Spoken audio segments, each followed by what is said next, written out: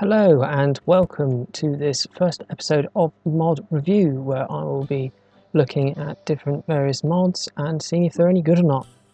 So today we are looking at the upgraded accessories mod, and this adds better accessories.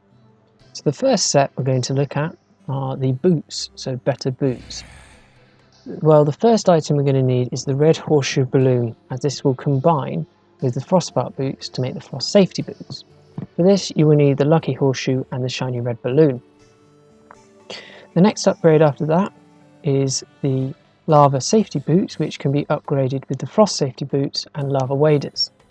After that it's up with the lava safety boots and the master ninja gear to create the flame ninja boots. All of these can be upgraded at the Tinkerer's workshop. The final upgrade, however, requires an ancient manipulator and requires, hold on, just get rid of you, requires the flame ninja boots, 8 luminite bars, come away, and 8 of each fragment and a shrimpy truffle. This then means that this boot is a expert mode exclusive, as the shrimpy truffle can only be got from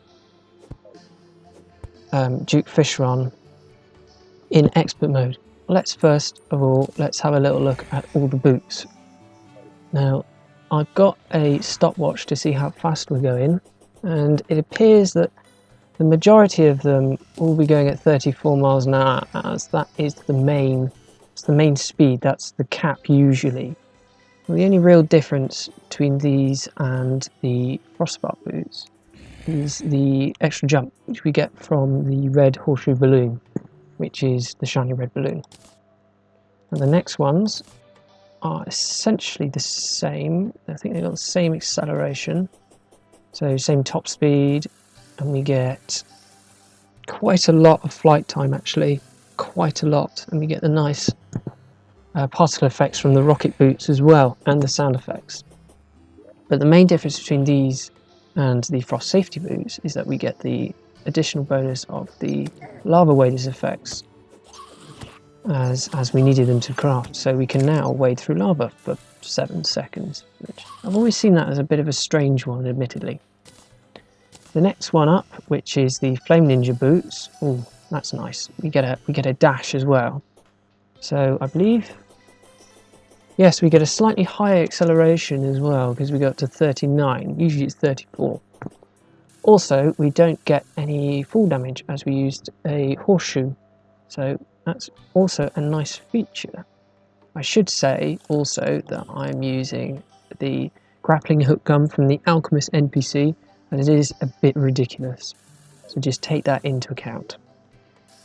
With this one we also get the dash and the dodge from the master ninja gear. Now the final one counts as wings. As you can see, it goes into the wing slot, as I have the wing slot mod enabled. And this one, oh, that's a nice sprite. This one is just, well, it's just really good boots. They could count as wings as well, so you save on accessory space. Now these boots are very interesting, as they combine a lot of actually very useful accessories, which means we can have room for more, so things like warrior emblems. If we're going warrior, you can have more celestial shells or celestial stones, so that's what I reckon these are good for. Now the next one is the better shields. So the first shield we can get is the paladin shield and the frozen turtle shell to make the sub-zero shield. Now this is probably not the best one, and it can be upgraded, so it will get better because of the team stuff, the multiplayer stuff, although the frozen turtle shell effect is always very useful. Now the next shield, the omniscient shield, requires an Uno reverse card. This can be made from 1 spell tome, 10 souls of sight, 10 souls of might, 10 souls of fright, 20 crystal shards and a magic mirror at a bookcase. And with that, with the Sub-Zero shield, the Uno reverse card and the Eye of Golem, we can make the omniscient shield. This is essentially the same, except we get 10% increased critical strike chance. And the final upgrade, which can be made in an ancient manipulator, is with the Shield of Cthulhu, the Omniscient Shield, and 8 Luminite bars. And this, from what I can see, is actually very good, as the dash is now, as you can see, just explosions, and we don't bounce off anymore, which means we can just dash. So I imagine this would be good against the destroyer. So actually, let's have a look. Got a destroyer summon here. I can just get it out. Let's just try. I will die from this, but let's just see. Yeah, look. I can, if I just dash through here, I can just make explosions. I will die, but that's definitely a very interesting mechanic there. See if anybody can just dash to kill the destroyer. That'd be interesting to see. Right, so they're the shields, and once I respawn, it takes forever. We'll have a look at the next stuff, which are the class accessories. So each class has their own individual uber accessory, if you like. And the melee one is the Solar Flare Glove, which can be made from Fire Gauntlet, Yo-Yo Bag, Brain of Confusion, 20 Solar Fragments, and 16 Luminite Bars. All of these made at an Ancient Manipulator. The Vortex Scope, which is the range one, can be made from the Sniper Scope, Magic Quiver, Spore Sack, 20 Vortex Fragments, and 16 Luminite Bars. The Nebula Flower, which is the mage one, can be made from the Celestial Emblem, the Mana Flower, Shiny Stone, 20 Nebula Fragments, and 16 Luminite Bars. Celestial Emblem is a bit of a pain to get because we need the Celestial Magnet, which we can only get from the Travelling Merchant, who doesn't always turn up, so you might not even see the Celestial Magnet at all. And the Summoner one, which is the Stardust Scroll, requires the Papyrus Scarab, Celestial Stone, Worm Scarf, 20 Stardust Fragments, and 16 Luminite Bars.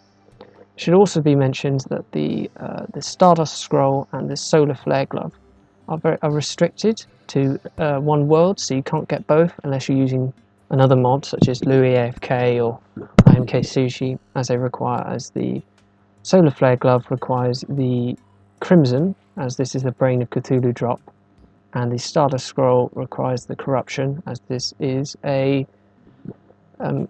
Eater of Worlds drop. So the next set of accessories we're going to look at are two miscellaneous ones. So first of all is the Chaos Magnet. Hold on, go away please. And that can be crafted with the Celestial Magnet and the Earthen Magnet. Now I believe both of these can be bought from the Travelling Merchant, which can be, again, a bit of a pain, as he might not turn up for days on end, and when he does, he's not even guaranteed to have these items. So always keep an eye out for those, I'd say. And then that can be upgraded at a Tinker's Workshop to the Threatening Presence with the Chaos Magnet, 20 Souls of Might, 20 Souls of Sight, and 20 Souls of Fright.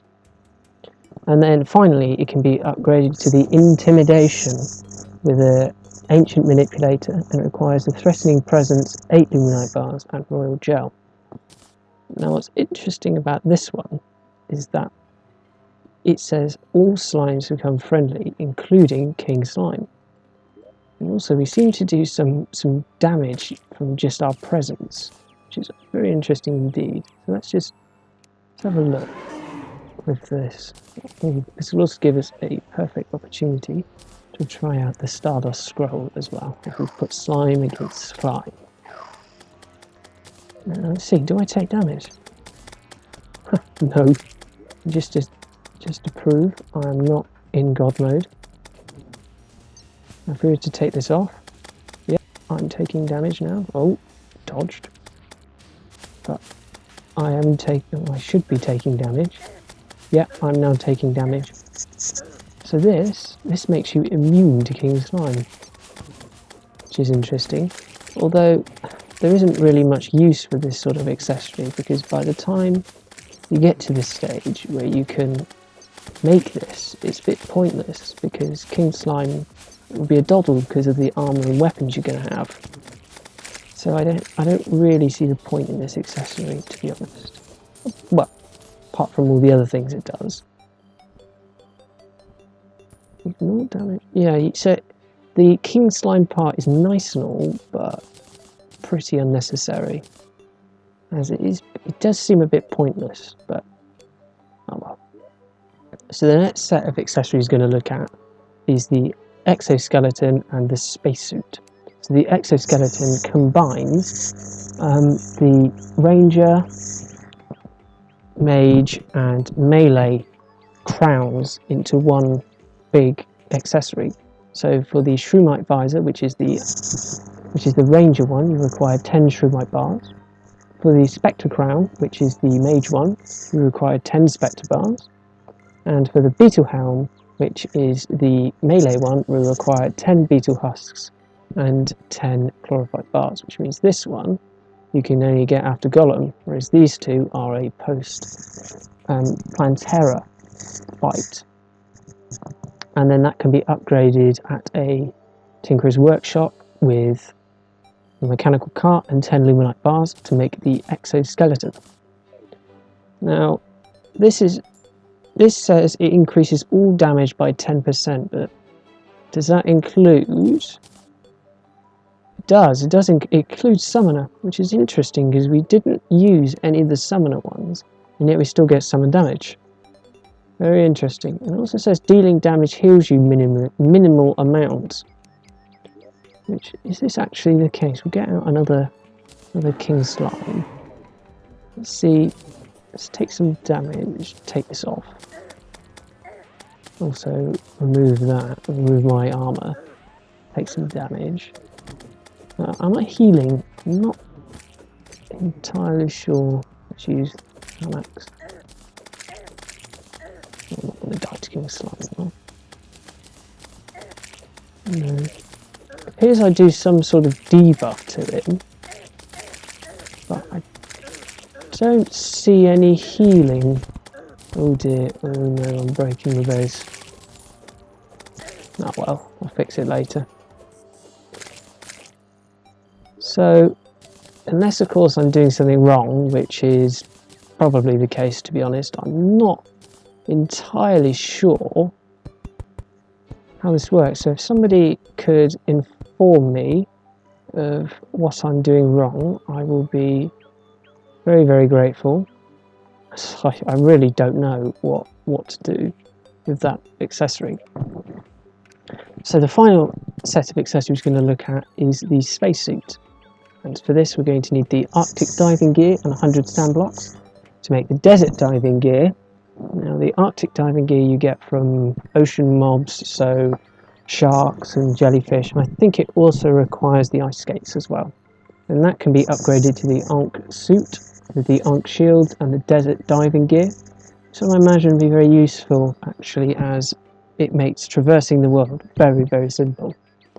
Then it can be upgraded finally at an ancient manipulator with the Ankh suit, gravity globe and 8 luminite bars.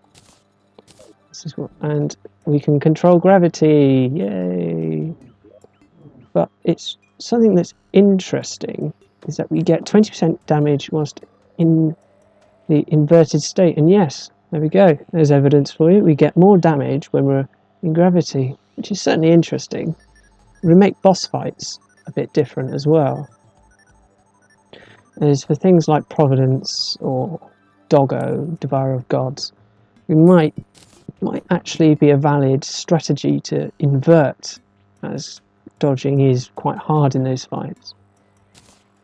But now that we've seen that, let's try and let's see what damage we can do against the mechanical bosses. I'm probably going to die, as I am, to be honest, not very good at this game. I've learnt. And let's just turn it to nighttime, and let's first of all let's try out the destroyer. Oh, that's the wrong arrows.